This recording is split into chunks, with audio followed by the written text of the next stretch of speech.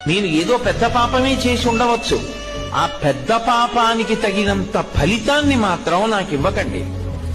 అంత పెద్ద అశుభవార్త నేను వినేటట్టుగా చేయకండి. దానివల్ల నేను తల్లడిల్లిపోయేటట్టుగా నన్ను మార్చకండి. జీవితాంతం ఏడవలసినంత పెద్ద పెద్ద శిక్షలు నాకు వెయ్యకండి. మరి నీ పాపం ఎలా పోతుంది? నన్ను అనుగ్రహించండి. నేను తప్పు చేశాను. ఎందుకు చేశాను? మీరున్నారని తెలియక చేశాను ఒకప్పుడు ఆ పాపం. ఇప్పుడు తెలుసుకున్నాను మీరున్నారని, కాబట్టి నేను చెయ్యను.